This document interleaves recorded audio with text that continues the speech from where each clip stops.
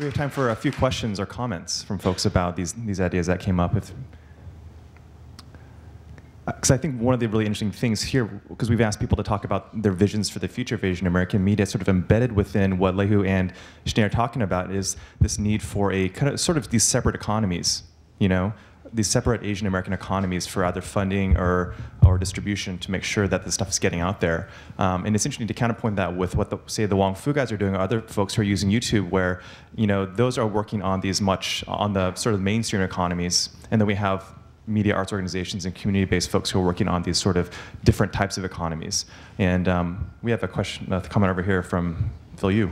Hey, I was kind of curious. I mean, Shinae, we've had these conversations. I've had this conversation with a lot of people in this room, but so I'm more posing this as kind of putting it out to the ether. But like, you know, traditionally in this film festival model and what we've seen at this, you know, gatherings like this is that, you know, the golden medal would you know, what we're all, independent media makers were all aspiring to is that like you'd make your independent film, you get into Sundance, and then you would get picked up for distribution, and you get theatrical, and that, you know, that the train ride would happen. But you know, that seems like that's still possible, and like if given the choice, I think a lot of people are like, yes, I'd totally give me that chance. But I'm kind of asking, is that over? Like, are we just looking at like, you know, should Asian American filmmakers still try to, you know, if I had that chance, yes, I would do it? Or are we going to be like, are all these alternate means of getting your film out there, is that, you know, are we doing it because we still can't do this? Or are we just kind of like, let's shut that door, we're moving on, we're going to do this other thing, and we're going to like, this is how it's going to be from now on? Or, you know, is it an alternative strategy, or is it just like I think we should have multiple strategies, and I think that's kind of what I wanted to end with was really we need to be able to be in kind of every different sector, right? And Phil is actually one of the board members for visual communications and is working with myself, also Quan Fung, on the VC Media Development and Production Fund, which I didn't really get to talk about much because we're really in its infancy stages. But we're taking, you know, close to $500,000 and investing that into micro budget feature narratives. And somebody asked me, they were like, well, you know, why feature narratives? You know, like the whole feature film idea is going to die. Like film festivals are going to die. Like why would you invest in that, right? But you know, I was talking to Leilu today, and the idea is not about like what platform, but it's about the idea of being able to tell creative stories, right? Whether it's in a short form, a narrative feature form, a documentary form, like what can we provide filmmakers in order to be able to kind of continue their craft? Okay, whatever that may be. Because the platforms are going to constantly change. It's not just now, right? 70s, 80s, 90s, you know, going forward, it's going to change. So how can we stay flexible, and what support can we provide? I mean, for me, you know, as a media arts organization, what can we provide, right? But we love feature films. I mean, as an individual, I want to see feature films continue to exist. I want to see film festivals continue to exist. I don't like to watch a movie kind of by myself in a room with no kind of response, right? So, or audience response. So hopefully that continues to exist. I think we need to also parse out what it is that we're asking ourselves. So there's the issue around where are our audiences and how do we get the most people to see our stuff, which is obviously a distribution question. There is another, where are we going to make our money, which is related to audiences and distribution, because they're the ones that are going to pay for our stuff potentially. But then there's this other part which we always implicitly forget within those two kinds of things that we're talking about, which is this notion of validation. So I think part of what you're trying to think through is that, do we still think that a Sundance win is the only way to get validated as a filmmaker? And I think what's really interesting is how new forms of validation are taking place, so that you can actually start to think about audience, money, trail, where you're finding it, and sort of notions of validation very differently. And as long as a filmmaker, you know what it is that you're doing and why you want to be in Sundance, is it because you want to be validated by a certain group of people, then that becomes much clearer as to why you're going in that path. I don't know if anyone else agrees with that. Yeah, and Lehi, would you like to comment on this? I mean, because you talked a lot about building these foundational blocks with Oiwu, but what's the grander vision? What is it leading to? I just want to get to Sundance. No, I'm kidding. No, that's an important question, and I think that when you look at even the premise of the question, when you're juggling the other two, the creation of content and the making of the money, Aina, stand up. Right? So Aina can sit back down. Wave to Aina. Okay. So he's one of our guys, right? He works in our industry. He's creating content every day, right?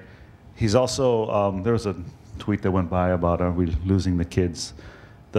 In the talk about history and preservation, and it goes to the end of my answer to your Sundance question, and it is that if we're going to have really good content creators who are witty and funny and good at what they do, they have to have a platform from which they can stand upon to do so. And it has to make enough money so that you can have that. And that means it has to be a little bit bigger than what we've seen thus far come out of Hawaii, right? Because otherwise, Aina's going to be forced to be a plumber in the daytime and make films at night. And there's nothing wrong with being a plumber, but if you want to do content day in and day out, you have to have a strong platform to stand upon. And if you're going to do that, you have to have a larger corral of people who are all doing it. So I think from my perspective, some of these conversations are happening in bigger bubbles because you have these platforms, you have these things that own buildings and can provide a stable place to then say, all right, well, how do we get validated? I don't know. I mean, for me, it's like the little old lady who comes to me in the Star Market who says, thank you for what you're doing, and talks to me in Hawaiian. Like, that's my validation. That's it. You know, do I want to go to Sundance? Hell yes. Are we going to go yet? No. But that's okay, right? That's another thing that we want to work towards. But the validation has to come from within your community if you're going to have long-term lasting effect. Because the Sundance thing, I mean, you can go to Sundance and you still don't get your film sold, right? You still don't make $1. So you got to come back to the core of what it is that is the motivation. And it cannot be just, oh, I want to go to Sundance. Great. Because you're not even going to make any money. And we have time for 2 more questions, so we'll start over here. Hi, my name is Shinae Yoon, and I work as an editor. I just want to thank you, Leilu, for showing your interface, because I think it's so exciting, because we've been talking a lot about the present and our anxieties about the present, but I don't see a concrete vision of what the future might look like, and it's so great to see such a specific thing. If I read what I'm seeing correctly, it's a completely on-demand, personally programmed channel, right? So you're not sort of like pushing content at all. Like basically, the user throughout is deciding when they want to watch. Correct. I mean, it's very much like the freedom and what makes the web so great, correct, but on your television. Mm-hmm. And I'm curious, how has that affected your programming decisions and your decisions as a producer? Have your programs gotten shorter? Are you playing with different lengths? Mm-hmm. Are there series that you're publishing like en masse at the same time? Like, it's so exciting to see that magic box that we're so used to being a one-way communication, being more of this interactive platform. And I'm wondering, how has that changed the way that you've worked as a producer? Thank you for a very well thought out question, Harry. The first thing I want to answer is that it has changed the way at which we're attacking it, right? So because we have such detailed metrics, we can be responsive to our audience, right? Like never before. Like it doesn't happen with Nielsen ratings, right? It's just this one number. But because it can be so specific, we have the ability to custom tailor stuff. In the magic box that we call television, right? You're stuck in 2646 or 2230 or 5646 or whatever all those numbers are. You're stuck there. You have to be on the frame, right? We don't have to be anywhere. If it's 12 minutes to tell the story, it's 12 minutes to tell the story. What we're seeing is that anything from 10 to 15 minutes does really, really good. Yeah. And that's kind of our bread and butter. That's what we do day in and day out. I mean, we just, in the last 4 months, we've done like 4 or 5 of those, that have done really well, right? And so they're client driven. We're making money from them, and then we're selling Oiwi TV as a distribution venue. It's like if I handed you a DVD at the end of your shoot, right? Here, I'm going to hand you 100,000 viewers at the end of this post. What it's also doing is it's giving us clues as to what our audience wants so we can be responsive to it.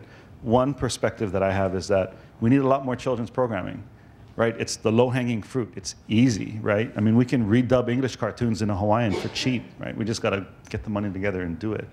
But it does have certainly different ways in which you can manipulate the data to start to look for, okay, what do we do next? How does it work?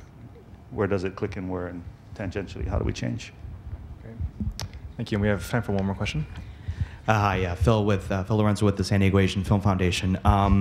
One thing that's interesting and that's coming up a lot is this validation and question of distribution access.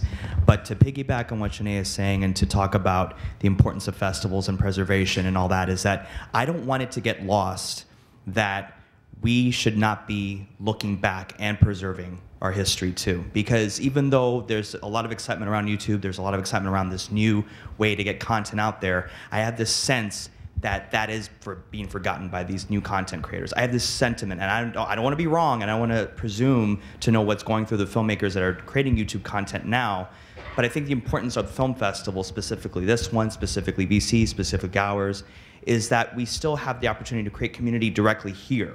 And you can't replicate this on Twitter or YouTube or anything like that. To me, this is still a tool to kind of be an accessory to this. But this is still more important, I think, because it's direct interactions, direct, historic passing down the torch. It's everything like that. And I don't want that to get lost in the conversation. And I was the one who tweeted the concern that younger people were leaving while talking about preservation, because without those struggles and without those filmmakers that were really having a hard time, this would not be happening. And so in some indirect way, there wouldn't be the motivation to do the media content that we're doing now. So I just wanted to make that comment. That's actually why I asked Aina to stand up, because if we didn't have OEV TV, he'd be shooting wedding videos. And that's the reality for us in Hawaii. Yeah, until the time we live in pods, kind of in outer space, there's always going to be a need for us to be. I mean, there's nothing like being able to sit in a movie theater and have that same kind of audience response. I saw Nice Girls Crew yesterday, and I know that was meant to be a web series, but to sit in that room and have that kind of direct, immediate response is something that I think is, for all of us, quite important. So, yeah, no, I agree with that. But well, Shinae and Lehu, thank you so much. Thank you.